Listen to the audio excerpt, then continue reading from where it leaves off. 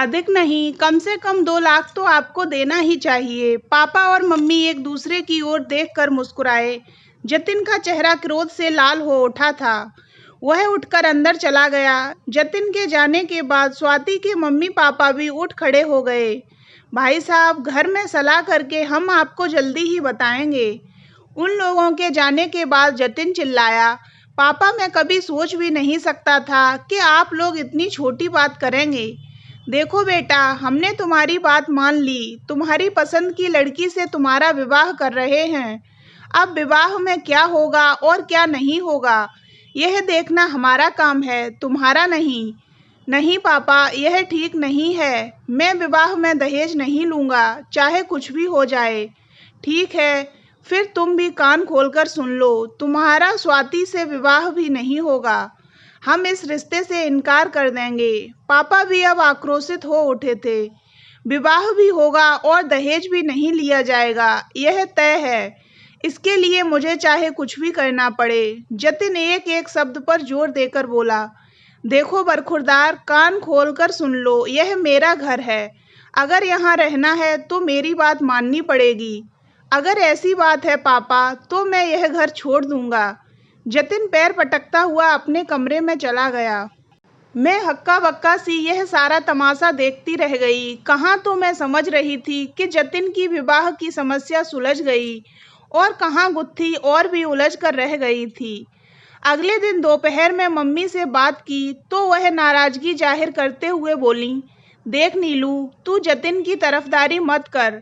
तेरे पापा शादी के लिए राजी हो गए, क्या यह कम बड़ी बात है? विवाह में हम थोड़ा बहुत दहेज ले लेंगे तो कौन सा आसमान टूट पड़ेगा।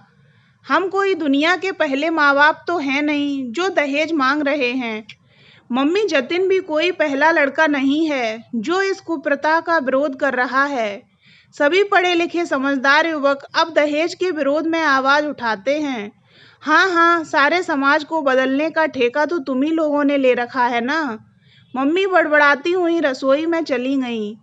मम्मी पापा और जतिन के बीच तनाव बढ़ता ही गया। जब जतिन हर तरह से उन्हें समझा कर थक गया और वे नहीं माने तो उसने अपने लिए किराए पर एक फ्लैट ले लिया। अपना सामान लेकर घर से जाते हुए उसने मम्मी पापा के पांव छुए। रुंधे कंठ से वह बोला, मैंने कभी सपने में भी नहीं सोचा था कि आप लोगों से इस तरह मुझे अलग होना पड़ेगा। हमारे सिद्धांत बेशक अलग हैं, किंतु बस बस रहने दे। ये आदर्शवादी बातें अपने पास ही रख और याद रख, मेरी जायदाद में से तुझे एक फूटी कौड़ी भी नहीं मिलेगी। यह मकान भी मैं नीलू के नाम कर दूंगा। पापा क्रोध में चिल्लाए, आपकी जायदाद की मुझे कोई चाह नहीं पापा, आप खुशी से सब कुछ दीदी के नाम कर दीजिए। कहकर जतिन घर से चला गया। उस समय मम्मी की आंखें अवश्य भर आई थीं। 10 दिन बाद जतिन और स्वाति का मंदिर में विवाह हो गया। विवाह से पूर्व स्वाति के माँ बाप ने जतिन को काफ़ी समझाया कि उन्हें दहेज देने में कोई आपत्ति नहीं है, किंतु जतिन टस से मस नहीं हुआ। इसके बाद बेटे और माँ बाप के बीच उन्होंने भी ज़्यादा बोलना उचित नहीं समझा। विवाह से एक दिन पहले जतिन मम्मी पापा को बुलाने घर पर आया था, किंतु उन्होंने जाने से इनकार कर दिया। हाँ, मुझे और मेरे पति राहुल के सम्मिलित होने पर उन्होंने कोई ऐतराज़ नहीं किया।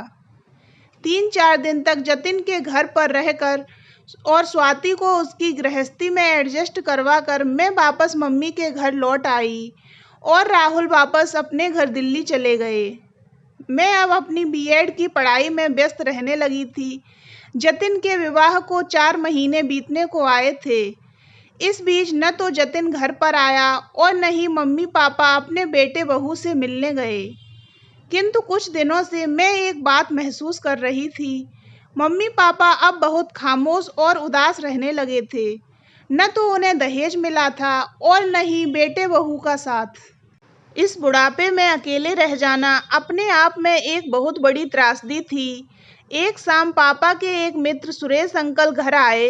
बातों ही बातों में वह पापा से बोले, एक बात मुझे समझ नहीं आई, आपने जब जतिन और स्वाति को विवाह की इजाज़त दे दी थी तो फिर जतिन घर से अलग क्यों हुआ और क्यों उसने स्वयं मंदिर में शादी कर ली?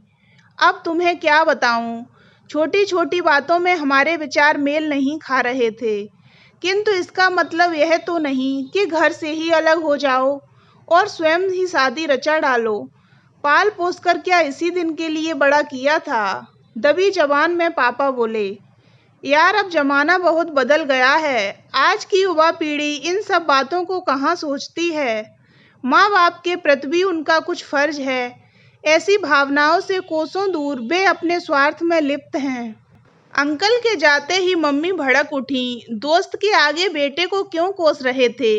अपनी बात भी तो उन्हें बताते कि मैं ही दहेज मांग रहा था।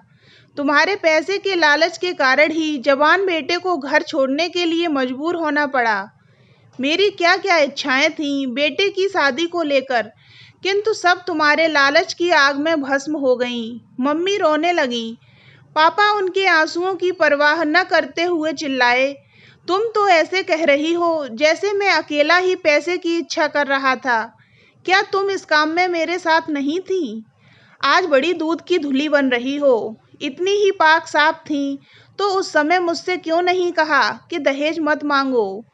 नीलू, तू ही बता, क्या तेरी मम्मी दहेज लेना नहीं चाहती थी? पापा ने मुझे अपने पक्ष में करना चाहा, किंतु मम्मी भी पीछे रहने वाली नहीं थी। वह भी बिना एक पल गंवाए बोली, नीलू तू सच कहना, ज्यादा इच्छा किसकी थी, तेरे पापा की या मेरी? ओह मम्मी पापा, आप दोनों चुप रहो। मैं खींच उठी। जो बीत गया उसकी लकीर पीटने से क्या फायदा?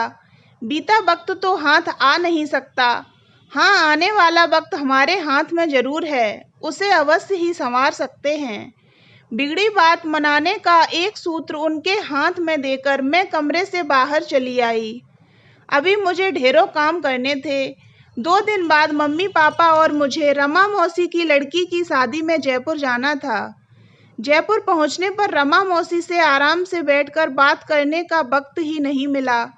अगले दिन शादी थी और वह काम करने में व्यस्त थी। मुझे लगा व्यस्त होने के साथ साथ वह तनावग्रस्त भी थी।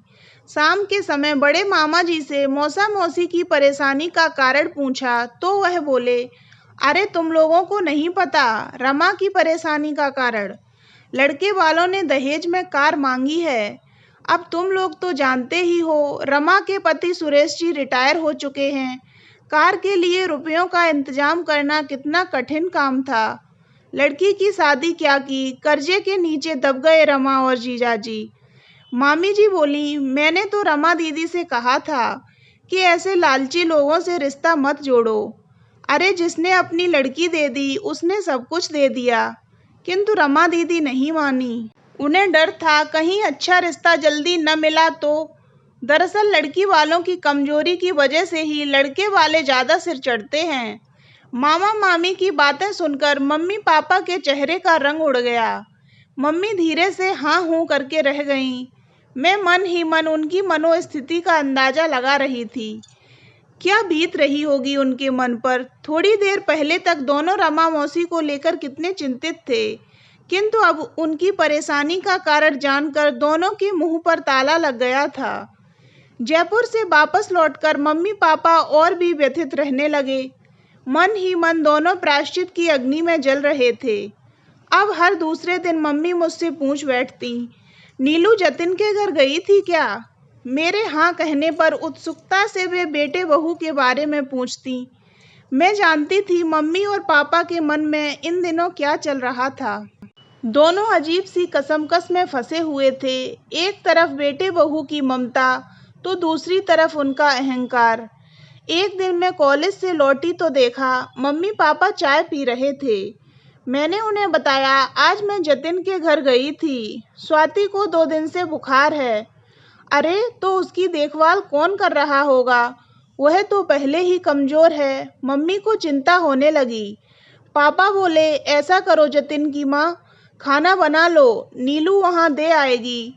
मैं कुछ पल सोचती रही, फिर बोली, मम्मी सच कहिए, क्या आप दोनों का मन नहीं करता जतिन और स्वाति को देखने का? मन तो बहुत करता है। अक्सर रातों को नींद खुल जाती है, उस समय कितनी छटपटाहट होती है क्या बताऊं। तुम्हारे पापा से कुछ कहती हूँ तो उनकी आंखें पहले ही भर आती हैं। कहते हैं माँ बाप तो अपने घर को बसाते हैं और हमने बसे बसाए घर के टुकड़े कर दिए।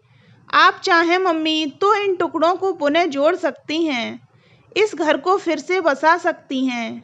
जतिन कभी हमें याद करता है नीलू। पापा के चेहरे पर गहन पीड़ा के भाव उभर आए थे।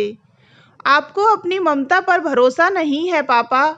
जब आप उसे नहीं भूले तो वह आपको कैसे भूल सकता है। आप दोनों मेरा कहा मानिए, यह अत्यंत उपयुक्त अवसर है जतिन और स्वाति के पास जाने का। इस समय आपका बड़प्पन भी बना रहेगा और आपकी इच्छा भी पूरी हो जाएगी। ठीक है जतिन की माँ, हम चलते हैं अपने बेटे बहू के पास। हम तीनों जतिन के घर पहुँचे। हमें यूँ अचानक आया देख जतिन और स्वाति हक्के बक्के से रह गए। स्वाति ने तुरंत उठकर मम्मी पापा के पांव छू लिए। स्नेह से दोनों के सिर पर हाथ फेरकर मम्मी बोली, हमें माफ़ कर दो बच्चों, हम अपनी गलती पर बहुत शर्मिंदा हैं। हमें माफ़ कर दो बच्चों, हम अपनी गलती पर बहुत शर्मिंदा हैं। ऐसा मत कहिए मम्मी, क्षमा मांगने का अधिकार सिर्फ बच्चों का होता है।